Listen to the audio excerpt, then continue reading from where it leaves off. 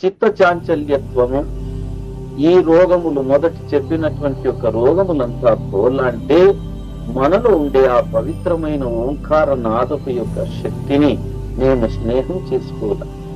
ఓంకారములో రెండు విధం, అక్షరములతో కూడినటువంటి ఒక ఓంకారము, అక్షరాతీతమైనటువంటిది ఒక ఓంకారం. అక్షరాతీతంగా ఉండేటువంటి ఒక ఓంకారము మన శరీరములో కుడి ప్రక్క ఎప్పుడు అది పలుకుతుంది, ఎడమ ప్రక్క గానశక్తి యొక్క ధ్వని చేస్తూ, ఆ గానశక్తి యొక్క ధ్వనిలోనే 14 బ్రహ్మాండాలు ఏమి సర్వదేవి దేవత్యాదులు కలిసిపోయారు.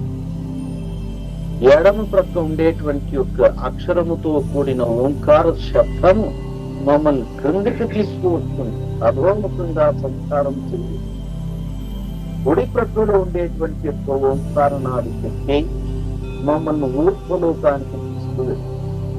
ఆ శబ్దములో, ఆ ఓంకార నాదములో, అథవా ఆ అక్షరాతీతమైన ధ్వనిలో ఏ మహానుభావుడు మనకు ఒక స్నేహాన్ని చేయిస్తాడో ఆ ధ్వని ఈ రోగమును అంత పోగొట్టింది. అదే ఆ పరమాత్మ యొక్క స్థితివాడు. దానిని ముసల్మాన్ వాళ్ళు ఏమన్నారు? కాలువే ఆత్మాని, ఆకాశవాణి సార శబ్దము. అటువంటి యొక్క వాణిని కృష్ణుడు ఏమంటాడు? భగవద్గీత. కదా అంటే గుప్తంగా ఉండేటువంటిది, ముక్తంటే పైన, గీత అంటే ఆ మధురమైన వాణి, దానిని విను